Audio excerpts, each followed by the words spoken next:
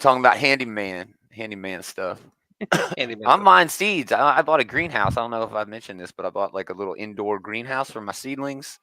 oh, Very, that's nice. very, very excited about that. Yep.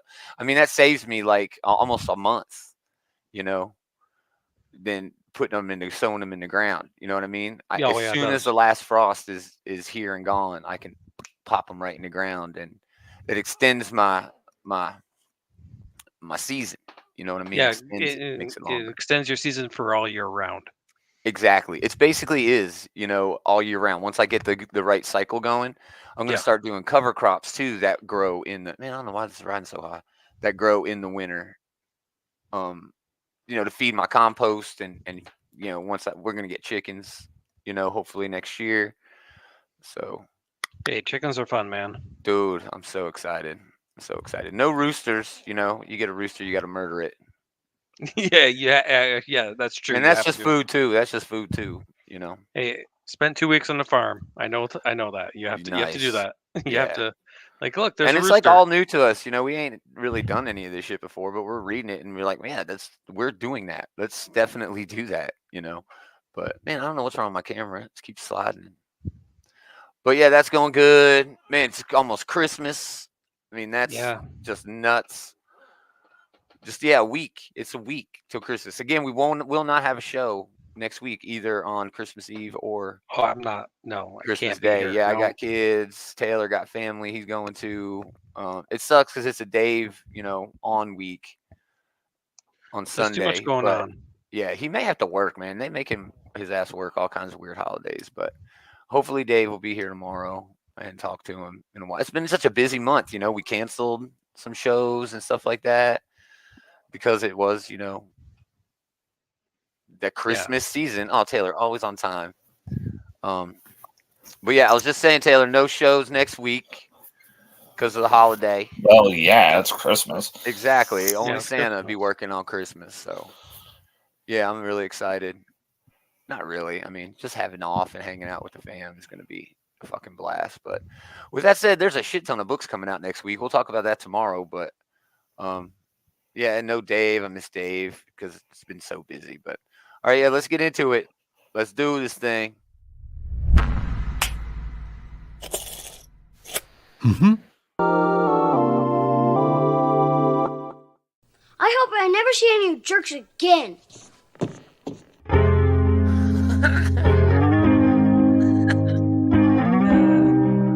You're the one Man, that shooting is it. that is You're the one hurtful, shooting it. Kevin McAllister. Yeah. No. Yeah, Well, he comes that, through, dude, I'm though. just gonna leave right now. This is gonna go.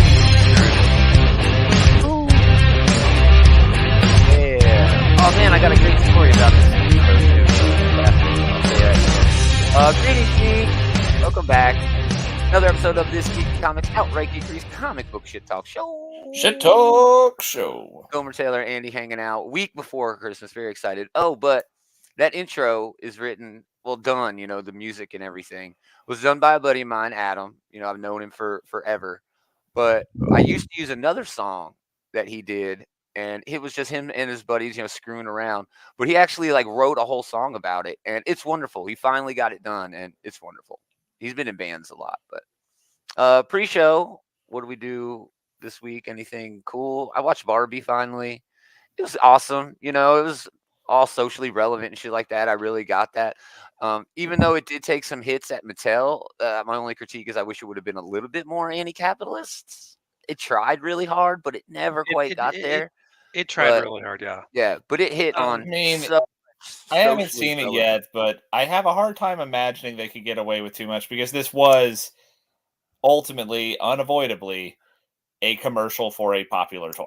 I mean, it is that, but it's It is. also very, very entertaining. It can be both. I mean, it absolutely can be both. Exactly. But Unlike that just- Transformers, That right? does set some boundaries that it cannot cross.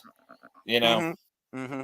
So if you were going in this for this to be like this huge takedown of Mattel and capitalism, And it was does. never going to be that. Well, it takes down a lot. It touches on a lot of socially relevant things. I'm sure it and does. It Yeah. does. It does touch on the capitalist angles to it, but Yes, it does. I mean, I wasn't meaning basically, that as like a way to drive yeah. in the movie. If anything, I'm impressed by how much they did do.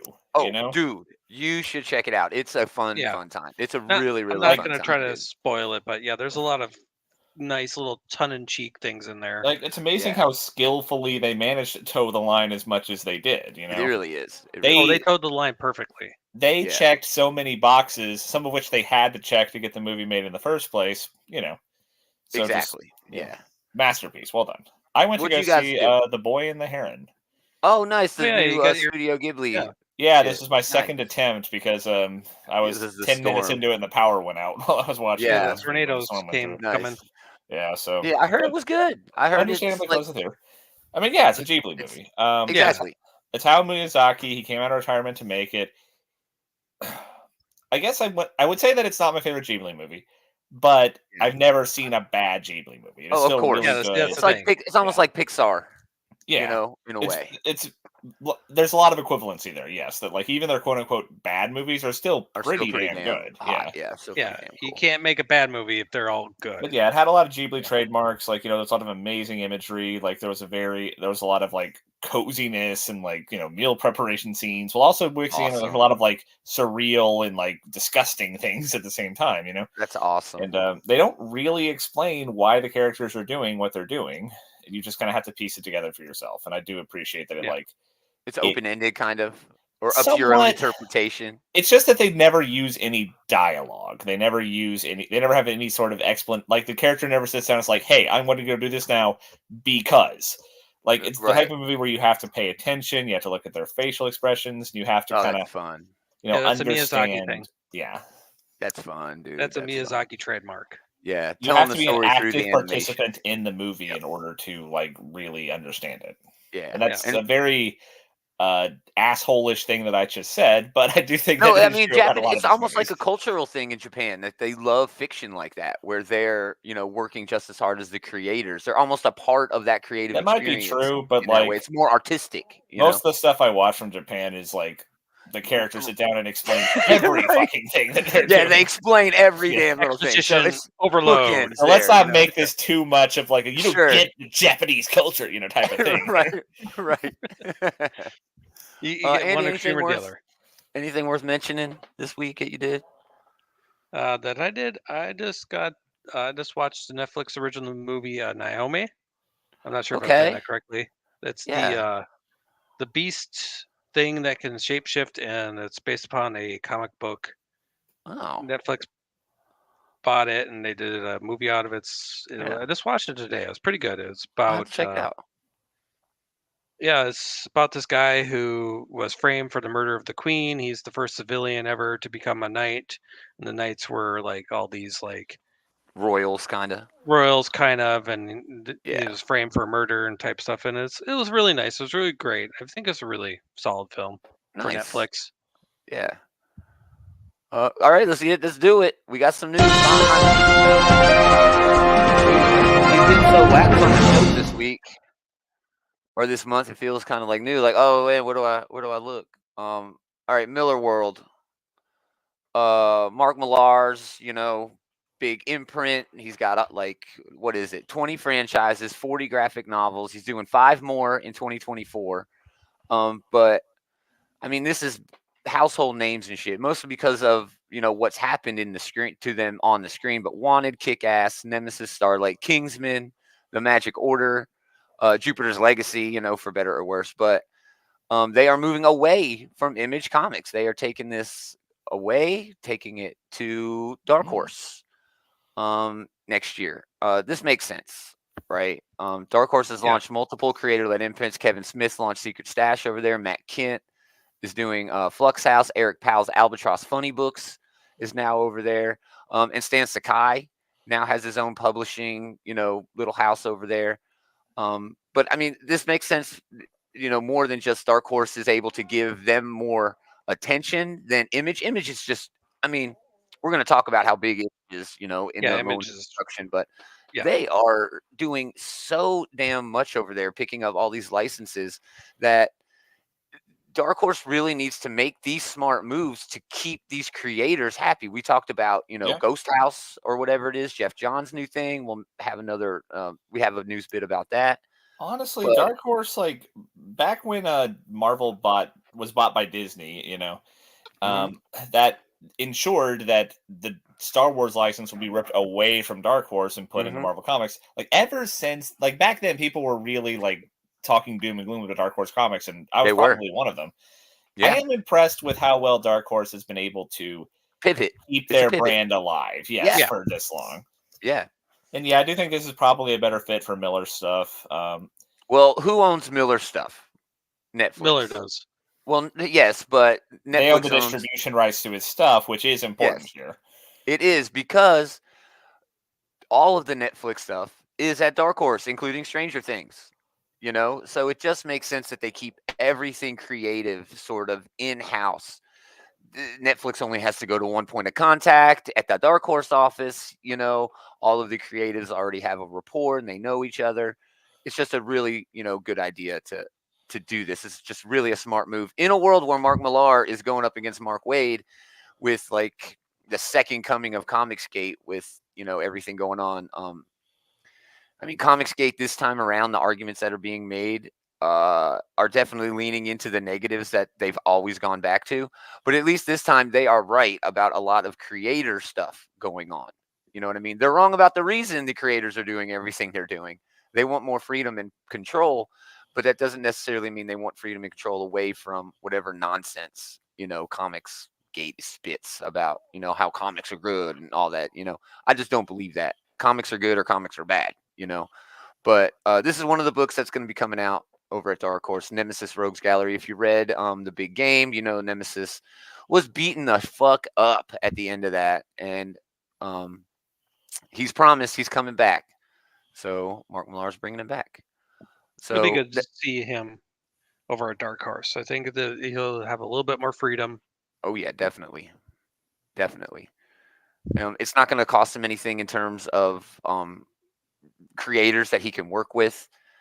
Everybody can still, draw over at Dark Horse if they want to. So, all right, moving on. Ivan Rice has left DC Comics. Now, this is a big deal for two reasons. He was a 20-year veteran over there. He's doing Beast World right now, which I think we'll probably talk about later.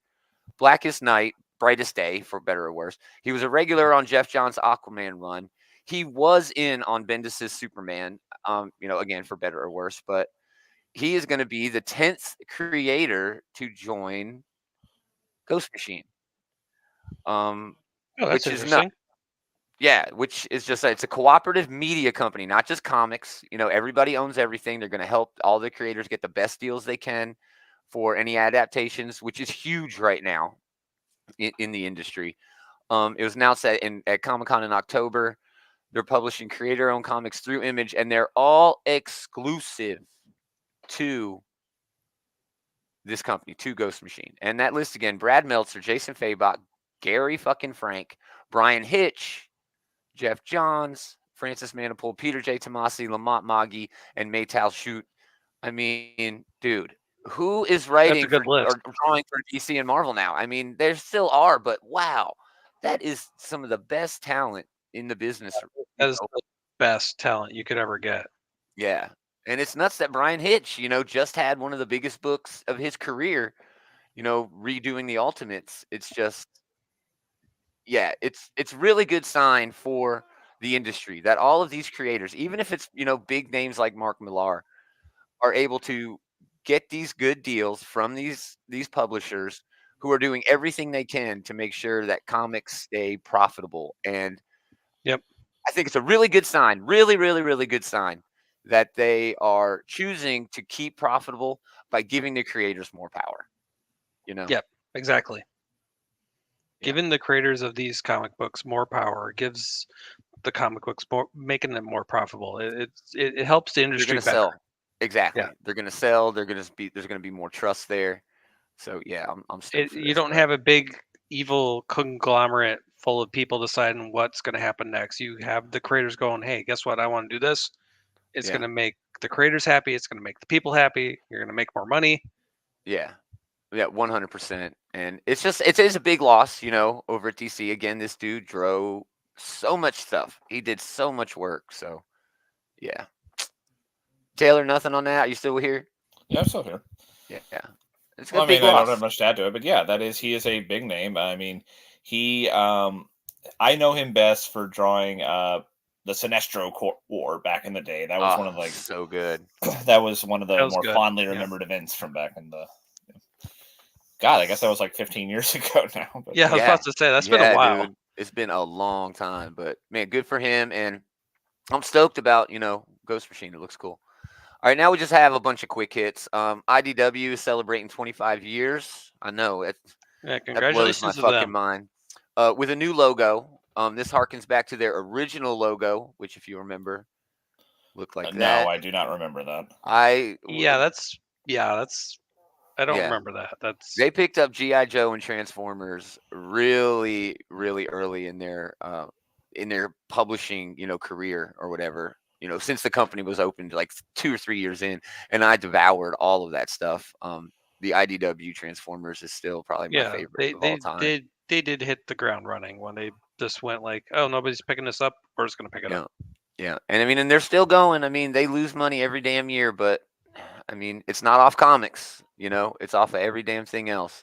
So we're gonna see this in February. They're also gonna start releasing their own solicit catalog. But I wasn't able to find a copy online. But I don't know. But that's a good idea too. The solicit catalogs has gotten whack.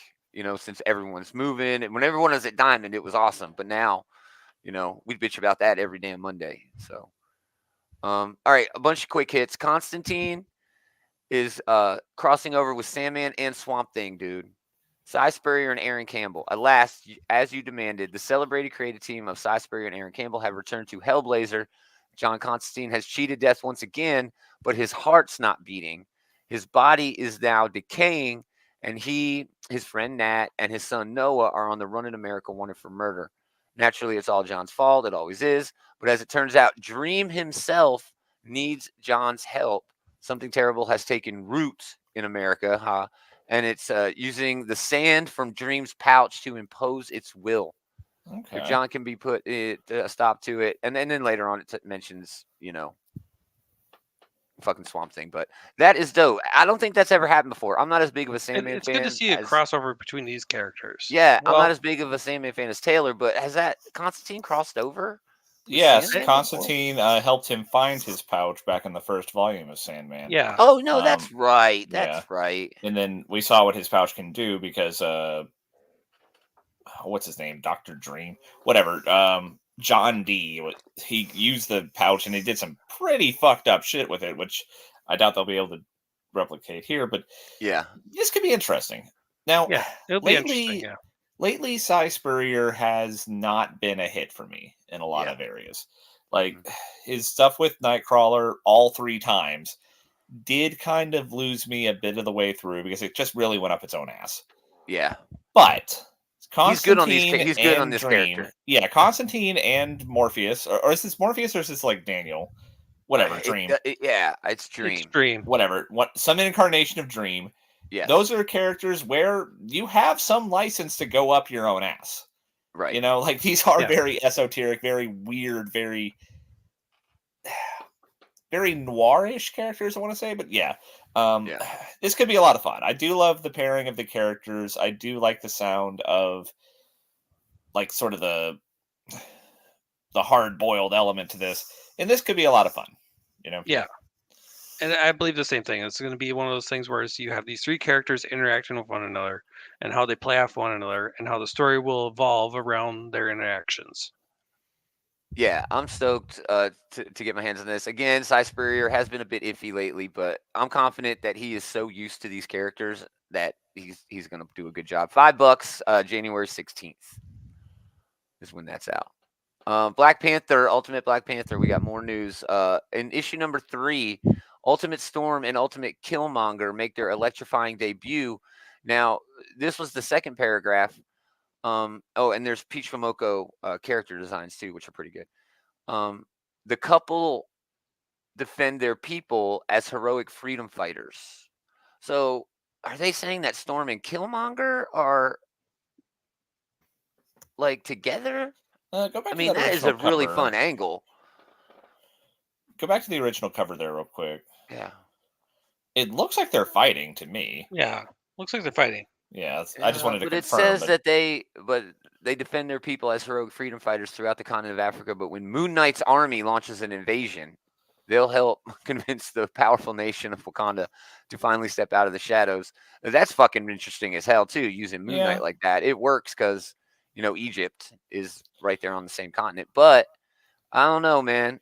To me, this is reading like Storm and Killmonger have a thing going on.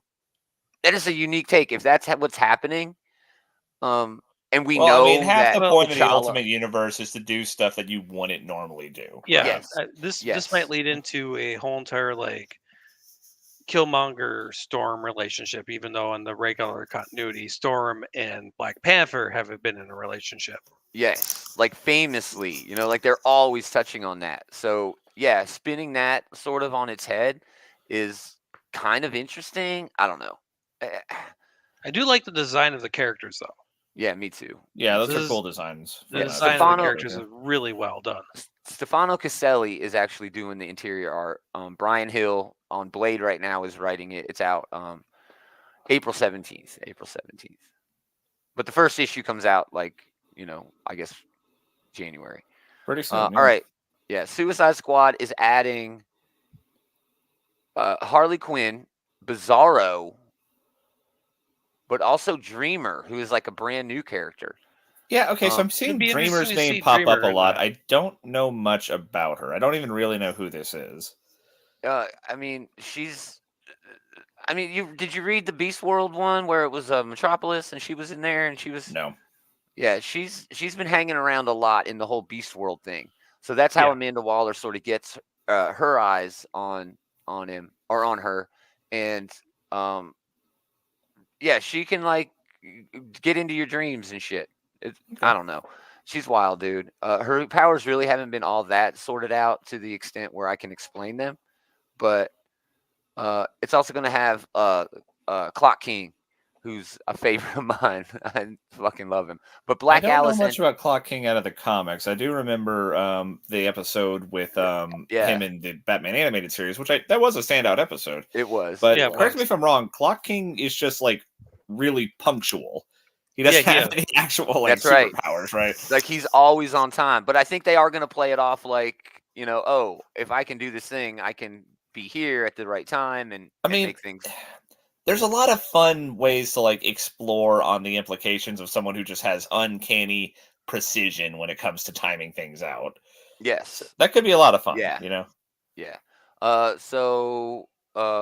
Shit, did I even get who's writing this damn thing?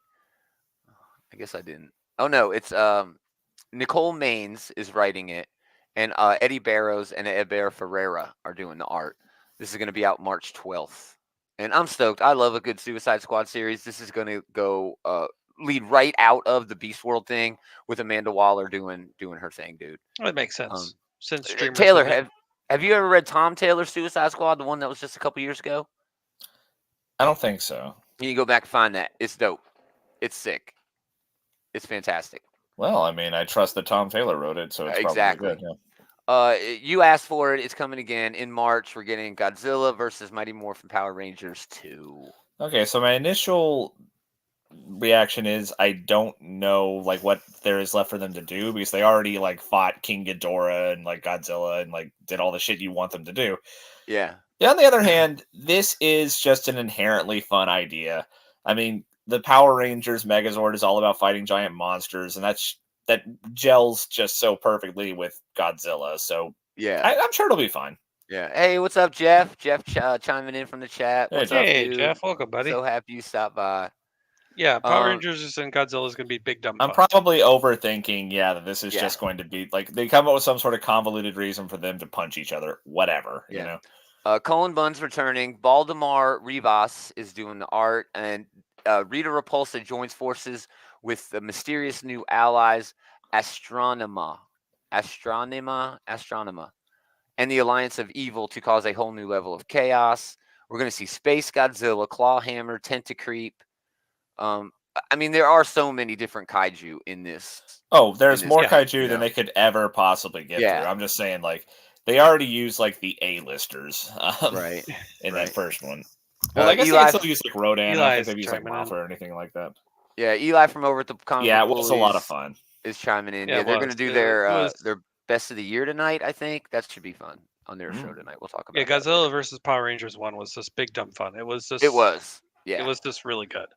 And it was weird coming from Colin Bunn, whose most worthy work, his best work is horror, and this was Yeah. in no way, horror at all. So I think he had a lot of fun, sort of stepping out of that mold, that he's in.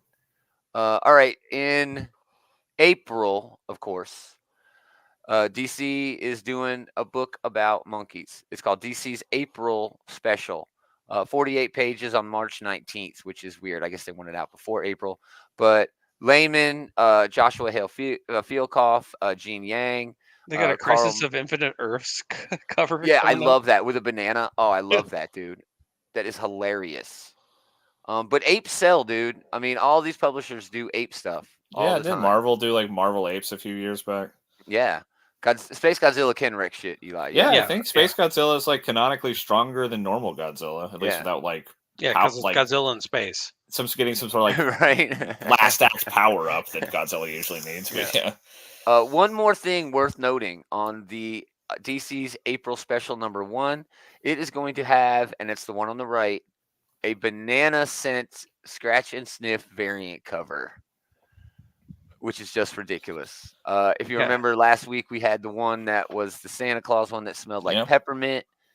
They're doing it again with banana and apes. I'm just going through and trying to see how many of these like ape characters I recognize. I mean, there's Superman. I see Detective Chimp. Detective I Chimp, see yeah. what's his name from the Wonder Twins. Which I didn't know that was like a canonical character, but wasn't name like Gleep. Glorp or something? Gleep, okay. Gleep, something like Gleep, yeah, that. And Gleep, it is since I think Mark Russell did a run with them, and they are now canon. We also got that Kryptonite Gorilla and Ultra Humanite, and I think that's Grodd up there in the front. Yeah, the Grodd's in there. Yeah, that's cool. Who's the one like right next to Gleep wearing like the circus outfit? Yeah, I don't know.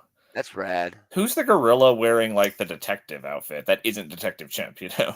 Oh yeah, the gorilla. I don't know who that is. Also, a little private eye or something. We need Dave here to do research. Kind of sounds like they're being a little redundant on like the gorilla investigation part of the team. You know. Well, I think one is more like a hard-boiled investigator, and Detective Chimp is more like your like Sherlock Holmes style. So that might work a little bit, but I don't know, dude. This seems dumb, stupid, fun. Yeah, it's gonna be dumb. Yeah.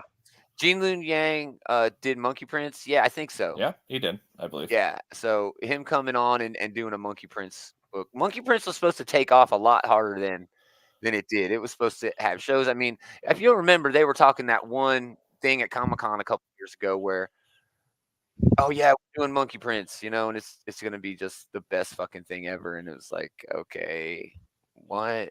But anyway. All right, final bit of news. All right, Batman. These are two different covers. Batman's origin is going to be retold through the lens of real historic events in DC's Dark Age. Now, this is from Mark Russell and Mike Allred, and they did a book called Superman Space Age, which was the same I was about to ask if this was like basically just that with Batman. Yeah. Now, this is basically a riff off of something that Chip Zdarsky originally started doing with a Spider-Man book over at Marvel. I don't remember the name of it, but it took like Spider-Man through the decades, Yeah, I'm trying to think of what it was called. Like, it was really like fun. Spider-Man True Story or something? Yeah, like that? something like that. Yeah. They also did it with like the Fantastic Four, and and that was a whole lot of fun too. We need a name for these sort of books because this is just a really cool concept. You can do it like every 50 years. You could do one of these, And also, to use like. Well, we have a Superman, a Batman, and a Spider-Man, so we have like the three most iconic comic characters ever. So those are definitely good characters to do that sort of thing with because they do have they stretch back through all of these monumental moments in American history. Exactly, dude. This is on sale March 26th. It's a 6-issue mini. Frank Whiteley is getting a cover, so that'd be cool. Man, I might have that. If there was one person who could replace Mike Allred, and I wouldn't be mad about it, it is probably Frank Whiteley. But it's really fun Monkey looking King at all the. oh yeah, right. Monkey King is big in Kung Fu Fairy Tales. Eli's chiming in, and the Braver and Bolder. Yeah, I'm not really sure what they're gonna actually do with this, but man, I trust Mark Russell because I'm you having can't just fun looking at repeat. Mike Allred just do all the different Batman looks for over the decades here, you know? Yeah. Oh, I mean, goodness, that is just that is just a dope cover, dude. I mean, yeah, it's so much fun, and I just trust Mark Russell to do this with it's 40 pages of story in each issue. You know, it's going to be a lot of fun. I had such a good time with the Superman Space Age. Here's a couple of interior pics or pages. That looks really cool. Is that Court of Owls down there? Maybe like a take on the Court of Owls. I don't know. Maybe, hard to say. It's Yeah, some I mean schmucks that Batman's beat up, whatever. that's another part of Batman that I think Mark Russell could really take advantage of and sort of separate it from the Superman Space Age, because in Superman it really wasn't a focus on a lot of the villains, but Batman is made because of his villains, not so much That's true. Superman. You know, He definitely has some more iconic rogues gallery Yeah. at the very least, yeah. yeah, and I really think it would be interesting for them to, world's finest or worldist fine, the worldist. I really think it'd be, a fun angle to take, but I don't know. We'll see. Anyway, I'm so on board. I cannot fucking wait. I love Mark Russell so much. So, all right, let's do food. We only got a couple things, Yummy. and they're all stupid. All right, this one's kind of cool. It's all sold out already, but I really wanted to talk about it because it was kind of a fun thing. Leave a box, get a box. So you go online, you ordered this doormat, okay? And the delivery driver who delivers your pizza can scan that QR code and then get a free pizza. $25 worth of pizza. Right? The doormat is free, but it's now out of stock. So, I mean, this is the busiest season for Pizza Hut. They deliver more pizzas in the Christmas season than Super Bowl. It used to be the Super Bowl, but that's gone way down because people love, making the Super Bowl like a big thing, and they have parties where it's all, almost. I mean, I'm sure catered. it's still a shit busy like day that. for them, but probably not like it used to be, yeah. Yeah. Oh, Eli bringing up about that Batman. The 40s Court of Owls has a quirky ring to it. Yeah, it does. Yeah. That does sound fun. When they first introduced the Court of Owls, they were doing like a bunch of like almost like steampunk era stuff with it. Yeah. But Yeah. I'd love to see the Court of Owls show up in different decades. That'd be fun. Yeah. So Anyway. if you were able to get your hands on this thing, please let us know how it went, because I don't know. It seems weird. It seems like I don't think the pizza I'd guy wanna gets a pizza. get- Yes, Eli, the pizza guy who delivers your pizza scans the QR code, and then he or herself then also gets. Yeah, they Gets get a a free Well, it's pizza. nice if they can get Yeah. buy themselves dinner. That's nice, but It would be cool if they could. I mean, work should be giving them a free fucking pizza. It's just they pizza. should be. Yeah, I mean, But that seems like something that they probably. I assumed they could like get some slices already, but I don't know. Maybe Well, you not. just I'm not take sure. if you I'm not just sure take how one much out of the is- box on the No, next no, delivery. No, you Just shouldn't take do one out that of the because box. no, you would get pissed customers if you did that. So Yeah. There's a slice missing. I'm not sure how oh. much has changed since I worked at a pizza place, but Yes. delivery drivers only get paid in tips. yeah, I bet they well, still they do get- that to some extent. Yeah, but they get mileage. Yeah, I they don't get think they mileage. can- and I don't they think get they can mileage and literally tips. only make them in tips, but like I'm sure that they give them like less wages than they should, like and justify it by Yeah. saying you get tips. Yeah. All right. Finally, in food news, a dumb one. Tums launches a Tums bag with like a designer bag. The indulgence of this shit. The indulgence. We all know. We all overeat. Okay. Yeah, we do get sick of our own pizza. Yeah, you would get sick of that pizza. Like the pizza guy's like, oh great, I get to eat some of this shit that I've been slinging. Anyway, everybody overeats, this time of year, or drinks too much. You can get tummy ache from drinking too much. But then, like, I don't know, it's $200 on Amazon for this thing. It just seems like a collector's thing. But who collects Tums stuff? This just seems like Yeah, like who is fucking so eager to show off like their passion for Tums?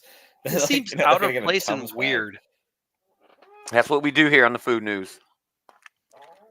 I I was going to show off the foot-long cookie that Subway's doing, but it was disgusting. Yeah, that I saw that. Then What about the Doritos liquor I sent you? Oh, I didn't even see the Doritos liquor. How long ago was this? Yeah, hoarders, Eli. People who are like have way too much money and just not enough shit to do. Yeah, you can do it next week. But Doritos send it to me. Doritos has. Well, sounds like he did, you asshole. I didn't see it. I must have missed it. Yep, Busy that's all my sign. fault. No, But- just send it to me, man. I'll No, hook it no, up. I'll it's send it to you. definitely. It's I don't always even my know fault. anything about the situation, but yeah, it's definitely It's Gomer's always fault. my fault. All right, let's do a quick moment. No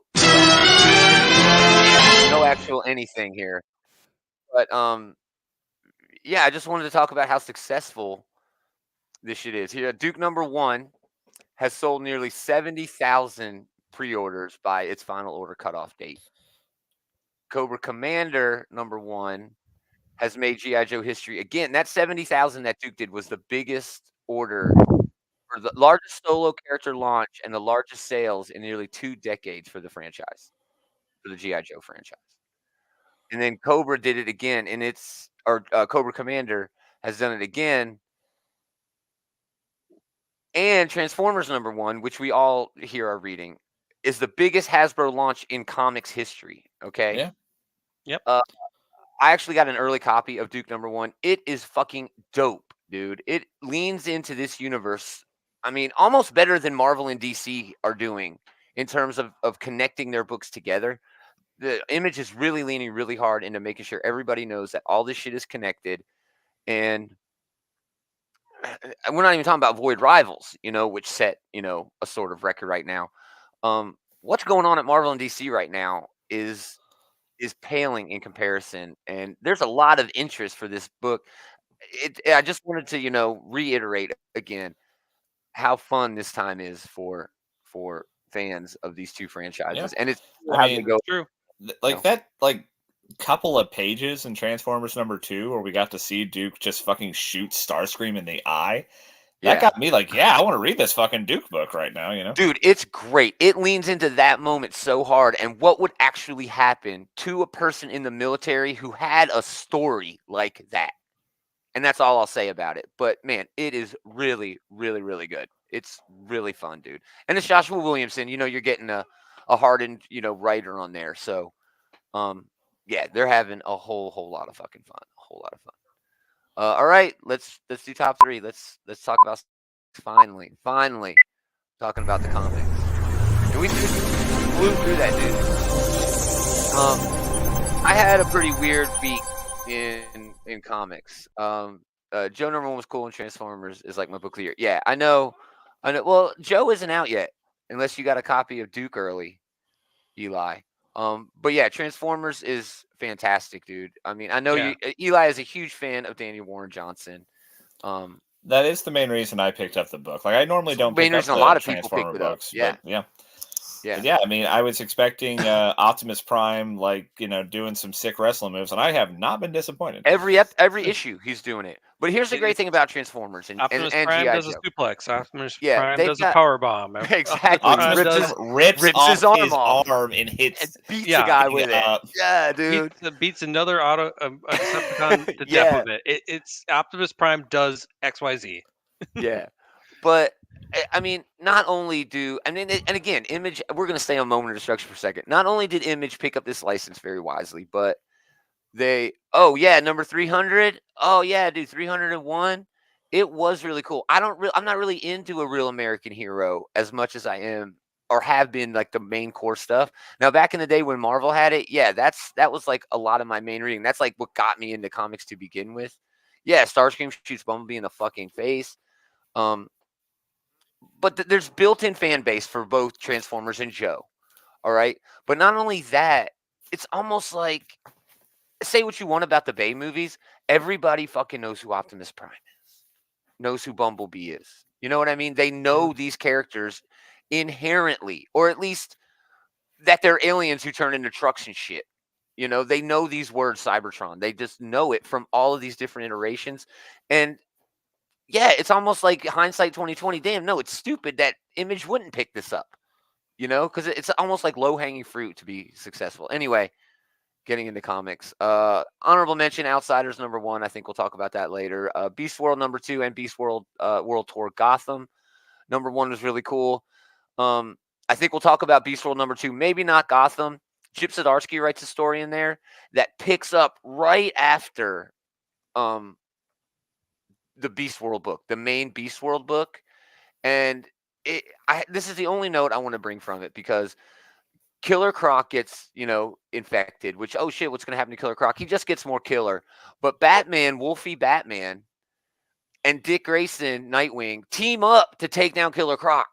Oh, man. And it was so cool. But the genius part about it is, and there was also a rabbity Harley Quinn. But the genius part about it is, at the end of the book, Nightwing still captures wolfed out Batman, just like he did at the end of the Beast World. So it's like if you decided to skip out on the Gotham book, it's not like it was like required reading. It was just so fucking well done by Chip to tell this fun little story in there. Eli Moore on Transformers Prime feeling bad for stepping on the deer. Yeah, no, that was good. And then when they harken back to it in the later scene, where that kid's getting fucked up. But oh yeah, Beast World was dope. Werewolf Batman was just fucking sick. Yeah, But it was pretty good. Yeah. my top 3 this week is all smaller press. Bendis Hey, is back, some y'all. over here. Yeah, Masterpiece number 1, Bendis and Alex Maliv. This was terrific. It reminded me of the Bendis of yore. Great dialogue, fun pacing, a bright protagonist. It's Yeah, got this was, everything that this is Bendis my is number 2. famous for. Oh, this is your number 2 book? It's my number 2. Yep. Oh, dude. I mean, Bendis just eases us into this world. It's basically a girl who's really bright. She doesn't know who she is, but her parents turned out to be like these major super criminals, and they rip somebody off. And this guy, this billionaire that they ripped off, finds her, lets the cat out of the bag to her, and says, "And I'm going to Yeah, use now you, it's on you. basically. Yeah, I'm going to now it's on use you. Yeah. Now all that debt is going to fall on you, and I got something that I need you to do." It really felt good. It really felt good to Yeah, it was a read good book. Bendis again doing what we all started reading Bendis for, doing this kind of good shit. So, oh yeah, Masterpiece number 1. Taylor. Okay. Honorable Quick hits for honorable mentions. Blade number 6 was a lot of fun. It was kind of interesting seeing Blade getting Mr. Miyagi'd by fucking Dracula. I loved it. Yeah. That was Yeah. really It really good, yeah. humanized Dracula in a way that I don't think Marvel Yeah. has ever done before. Honestly, Dracula's a lot more likable than Blade has been in the Oh, series. for sure. Blade Yeah. has done nothing but make things worse this entire time. But anyway, Guardians of the Galaxy number 9. It was a cool little character issue for Mantis and for Gamora, who's not featured on the cover here. But yeah, this has been a good series from the Brain Trust, so this continues to be good. Punisher number 2, he basically just fights a little mini boss squad throughout the issue. This continues to be a lot of fun. It is kind of it's doing good like action scenes. Like this new Punisher is like pulling off some interesting solutions to defeat all of the different super powered foes he's fighting this time. It's almost got a Batman angle to it. A Batman, a little bit, yeah. Yeah. He does a lot more on the gadget side of things than yeah. like Frank ever did. Eli chimed in the chat. He loves Blade as well. Yeah, new Blade is a lot of fun. Fantastic, Brian Hitch. X-Men Red number 18. It would Brian probably Hill. Brian Hill. Yeah, it would probably make my top 3 most weeks, but it did feel like they were fitting like 2 issues worth of stuff into 1 issue. I do believe that this probably was the final issue they were going to do because they wrap up a lot of plot threads here. Yeah. That being said, most of it is pretty cool. Like I love Storm, like saying "fuck you" to the staff and fucking like evaporating it with lightning and all. That's really cool. I love the whole here's Genesis sort of here, but we're not going to see that Genesis again. She was such a compelling character for the Krakoan age, because the staff controlling her, that whole angle there was a whole lot of fun, dude. She was very interesting because she was very intimidating and everything, but she also is she's a very pathetic character because she cannot live without fighting a war. And if she wasn't such a arrogant asshole, then she would almost be kind of pitiful, Yeah. And there's so many, reflections there to real world stuff. Yeah. I love that character. You could do a whole, synopsis of that character, like a long sort of article on that character. And because it's just kind of really well done character. It's kind of genius. Yeah. Yeah. Cool. But my number 4 is Captain America. Sorry, my number 3 is Captain America number 4. Nice. I saw number 4 on Captain America. I'm holding my hand right now, and I mixed Captain America number 4. I think I have it. Hold on. Captain America number 4 is my number 3. All right. Yeah. So this is JMS back to writing for Captain America. So that's a lot of fun just to start with. But I love the way he handles Captain America fighting a superpowered opponent. You know, like this is my go-to move for seeing A, how fast they are, and B, how tough they are. And it was really cool to see him like break down, like, okay, well, I recognize that he is not used to wearing that uniform, so he doesn't know how to use his powers necessarily yet. But they're like, oh shit, it's a demon, time to leave. You know? Yeah. I like that. I also like how they sort of played that off of his sickness. You know what I mean? Yeah. Yeah, there's just a lot of good stuff going on here. I've said it before about this book. Even when Jason Aaron does it, I don't like when Frank Castle's Punisher goes back in time and we see that shit. But with Captain America, I adore it so much. And them Yeah. and us, Yeah. him as a kid, and him, doing his thing now. Yeah, it's fucking great, dude. I also It's love really the good. angle where like we find out that the Nazis are being played back in the past, and like Yes. I just Yeah. love that the messaging that like you guys who are like so smug and so like convinced that like we're the only strong ones here. You're just a bunch of fucking saps. Yeah, You know, they're stooges. you're Yeah. just that's all you ever really can be when you're a Nazi. Yeah. But yeah. Yeah. A whole lot of fun. So yeah, that was a lot of fun. Anyway. Yeah. And honorable mentions number 3. So my honorable mention is going to be Blade number 6. That was really well done. I thought that was just really great. Where it's just like, and Taylor already Yeah. said on it. It's like it seems like Blade is just causing his own problems at this moment and trying to Yeah. clean up everything he's done. But He's yeah, doing terrible at it. He's bad at it. it's He's like you bad just at need to do this, Blade, and it's like, no, I'm just going to do the exact opposite. Exactly.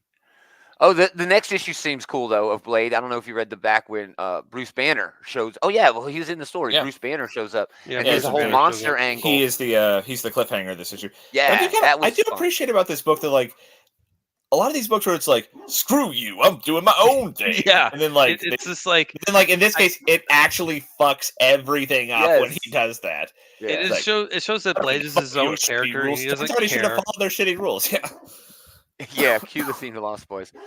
I still believe. Another honorable mention goes to Kilmore number 3. That was Yeah, really that was good. I don't think I That was got really good. grab the Yeah, I cover like for that that. one. My number 3 has to go to Beneath the Trees Where Nobody Sees number 2. Yeah, this book is. Oh, sorry, that's not it at all. Yeah, this book is freaking wild.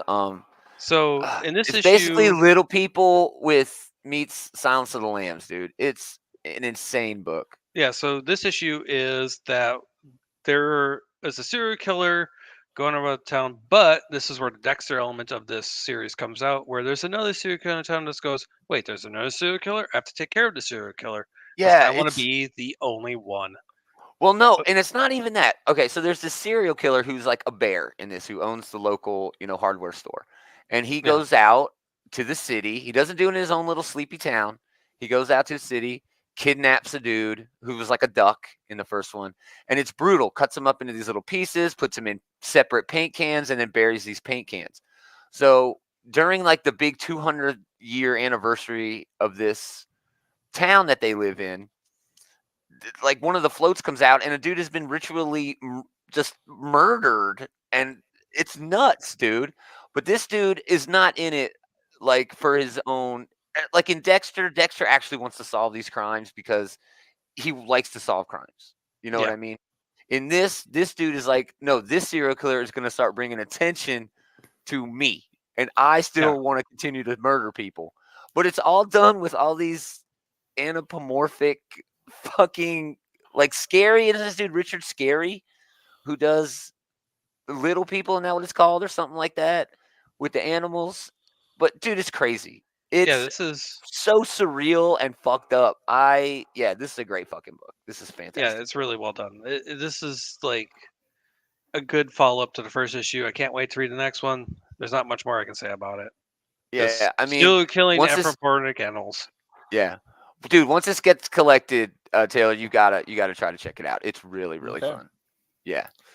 All right, number 2. My number 2 book this week is a book called The Bloody Dozen. Number 1. It's Charles Soule and Albert Jimenez Albuquerque. Okay, this is the second of a 7-story series at a thing called the Shrouded College. It's all in the same universe, and Soule is writing them all. Right. The first one, I think you'll remember this, was about a couple who was forced to find and return demonic coins back to the college. It was called the Pay something Pay, Hell to Pay. It was called Hell to Pay. All right. Now this one is about finding vampires who have been locked in a prison in close orbit to the sun. All right, and they actually show that at the end of the book. I'll show you. You see, what a great place to trap vampires. There's no fucking way they can get out. I don't know why they wouldn't just murder them, but anyway, I'm sure we'll figure that out later. But this is about getting the team together. It's a daughter, a mother, and the grandfather who all have these like weird things that they can do, in terms of skills.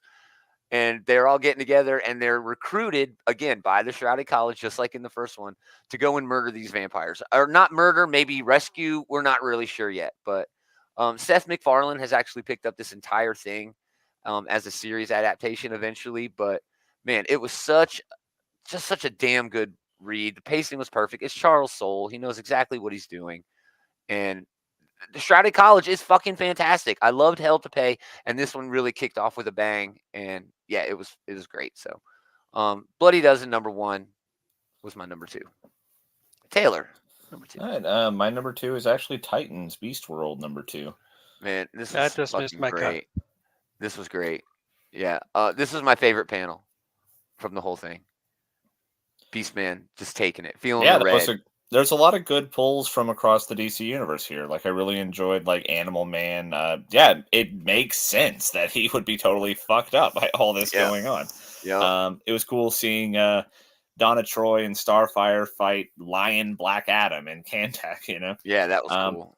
I think my favorite part though was how Tom Taylor kind of intrinsically understands Batman. That like Batman, yes, he's cool, yes, he's like badass, but at his core, he is the guy who jumps down to save the kid, and who also says the things to keep the kid, to make the kid calm when he has to. Yeah, like, and he does it but he does it. Tom Taylor does it in a way where the dialogue is like, it's heartfelt, dude. Because it is like, will he catch me? Yeah, that's what he does. Yes, talking about Tom Taylor is one of the best writers writing today. Really ever when it comes to like having these sincere moments land, Yeah, Eli in the chat. President's wife is a water. And that's also a good point. It's like Amanda Waller is such a fucking piece of shit. I love it. I love it. Like you this really whole want to plan thing it in the hands of a group of 20-somethings. Like, yeah, and we know that she's the one who has fucked this entire thing up. Yeah, Amanda Waller just screwed the pooch on this one. Yeah, well, no, that's all part of her plan. On purpose. This is not her messing up. This is all a feature, not a bug. Exactly. Yeah. It's not a bug. It's a feature. I mean, here's another thing with Batman. Beast Boy had 100% succeeded, and she's the one who sent, Mr. Death or whatever the fuck his name was to fuck all this up. Yeah, Dr. Death or whatever. Dr. Fear. I don't fucking even know. Something like that. He's a douchebag. Whatever the fuck his name is, some asshole. Yeah. But I love this too. Right before Bruce totally transforms, don't let me hurt anyone. Yeah. Just very well done, dude. Like I once heard a description like, in order to be like a great representation of Batman, you have to be able to see, is this a Batman who could sit down next to Ace on the swing and calm her down, Yes. Who could hug a crying child. And we get that type of Batman here, Yeah. No, I love this. This was fantastic. Yeah. I especially like Beastman. Awesome. Andy, number 2. My number 2 was your number 3, Gomer's masterpiece. Oh, yeah. Bendis back in full form somehow. That was a really good issue. I really enjoyed that very much. All of a sudden. My parents are criminals, and now I have to pay their debt. Oh, whoopsies. Yeah. Awesome. Well, that's back to me. Number 1. My number 1 book of the week was a book on Vault called Beyond Real. Zach Kaplan, Tony Fajula. Same as my number 1. Oh, man. Dude, this is fucking amazing. So basically a couple, a man and a woman, get into a car accident. The guy ends up in a coma, and the other one gets a concussion, okay? Now, the girl with the concussion ends up healing, the guy's still in the coma, but she begins to see that the world is actually a simulation. And it does it mostly through the art, like this sort of shit right here. Mm-hmm. Just look at that. Just she's seeing, we're seeing what she's seeing. At one point, she goes and throws to like use this weird power that she has now, because she's like, I can control shit without touching it, just by thinking it, and throws a chair into a wall, and someone there said, "Why did you throw that chair into the wall?" Like they actually saw her pick it up physically and throw it. So the code is all fucked up for her, but not for anyone else. And man, it's sort of this surreal story. It's a really high concept, terrific art. The art is what Oh brings yeah, that is everything together. definitely amazing page layout and everything else here. Yeah, Yeah, it's a bit derivative. This is kind of the Matrix. A little yes, it bit. definitely is the It is Matrix. a Matrix Yeah. type story, Yeah. yes. But man, it was a whole fucking lot of fun. I had such a great time with this book. It's also got a lot of heart. She really gives a damn about this guy, and she wants to use this sort of glitch that she's seeing to fix him. But the system is saying, no, we got to fix you because you got to be in the system. And I'm anxious to see where everything goes. Yeah, just a fantastic book this week on Vault Comics, man. Yeah. I had a great time with this. Andy, anything to add to this I just like before we wrap it with the layers Taylor? of this story. Yes. It has a lot of like what is real, what is fake, is what can I do in this new world I found out, because this is not real. So it's like what can I do to help? Yes. My husband, my lover, Yeah. What can I do? type, Yeah. what can I do? She's very And selfless about discovering that the entire world is fucking fake. It's almost like it doesn't yeah, matter to her. That yeah, sort of she cares metaphysical more thing. about who she Yeah. loves than the fact that the world around her doesn't exist. Yeah. I mean, does, but It only does, on but at a the same time, superficial level. Yeah. yeah, Yeah. Yeah. And that's, again, it's asking these sort of metaphysical, philosophical, yeah. It's a sort of good philosophy questions. book. Fun. It's fun like that. Hell yeah. Yeah. Yeah. Beyond Real #2 on Vault Comics. Taylor, that means we wrap with you this week, dude. My number one is the Immortal Thor, #5. Nice. I Really have good book. Thor. Yeah. Oh my gosh, this book. The Yeah. Thor core all together. I Yeah, love so the art is my favorite part about this book. Everything looks like it's coming out at you on this page, and that's hard to do. That's really hard yeah, to do. and like, so this is a lot of stuff that particularly like jives with me. Where like we start off with like the like primordial god of the universe and like all these like concepts being turned into like the elder gods, of which Right. Turanos and Utgard, Loki, whatever his name ends up being, and Gaia are all part of. And I loved Thor's solution for beating Turanos, right? Like transferring the power of Thor meant transferring Thor's humility, it meant transferring Thor's like sense of responsibility and like love of life and things like that. And Turanos just gets the fucking piss kicked out of him It's by like that it's like very killing them concept. with kindness almost. Yeah, Murder yeah, them with that's pretty love. much exactly what happened here. Yeah. And yeah, seeing all the Thor core people like passing the hammer around and fighting it before they pull off the win here was a real hoot. Yeah. It So was like yeah, they were passing like a football around almost at some points. It was. I don't know. It was a whole lot of fun, dude. It reminded me a lot of the Captain America and Thor thing when they were fighting Thanos in Avengers. You remember, know what I mean? Like they had these Yeah. cool combos. It felt really fluid. It felt like the artist was able to just go off and have a bunch of fun, and it was really nice for Al Ewing to be able to do that in this first arc. You know what I I mean, mean? yeah, it's really Yeah. impressive that like Still building a Turanos, rapport with the artist. like Yeah. Turanos throws a fucking wagon wheel at people, and he still comes off as like this intimidating, like overbearing presence. So that is a lot of credit to Al Ewing and to Kakalo for really selling those concepts. Yeah, man. Yeah, this is shaping up to be just as good and also just as important of a run as Ewing's run on Hulk. That True. is probably the True. quintessential run of Hulk, unless it's something Peter David might have done, or maybe even Greg Pak. But I mean, it ranks up there, dude. And for Al Ewing, this early on in a run to show just how much potential backed up by all of this experience. Again, it's hard to say that this isn't going to be, up there with the original JMS run or even the Aaron, run that everybody holds so dear now. Yeah, I mean, we are 5 issues in, so we can start to say that like this is shaping up to be a really special run. Yeah, this is Yeah. going to be really good when it ties up. Jason Aaron's is my top tier. Of course, Walt Simonson from back in the day deserves a lot Oh, of yeah. props. Oh, yeah. JMS. JMS, I really enjoyed I his love run. Straczynski's run. It might be Yeah. my favorite run. But yeah, just a fantastic book. It was a really good week. It's an even bigger week next week. We're going to talk about that tomorrow. Awesome. Thanks for hanging out, everybody. We really, really appreciate it. If you like what we're doing, check out the Bullies, Comic Book Bullies, Eli, who was hanging out most of the show, and Leroy. They do a pop culture show. It's going to be a long one tonight. It could go 2 hours. They're doing their best of, along, I think, with every damn thing else they're doing. Maybe not comics, reviews this week. You got that from us, so you don't really need them. But anyway, yeah, definitely check them out. If you want links to everything they got going on and everything we got going on, go to outrightgeekery.com. All the audios, videos, socials, everything you need up there, including the Facebook group, No Bullies. Andy's over there running that thing. That's this guy. A whole lot of fun over there. Definitely check that out. Again, come back tomorrow. We're going to be doing the preview show, talking about all the new books coming out this week. And it's a huge week, dude. It's the last week of the month, just before Christmas. And yeah, they're going to throw everything against the wall next week. Oh, man.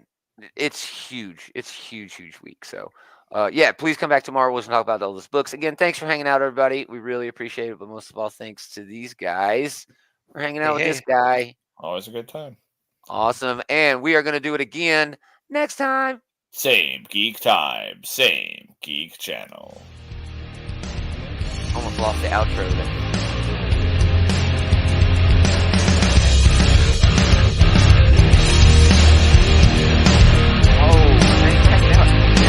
Great chat tonight by Jeff.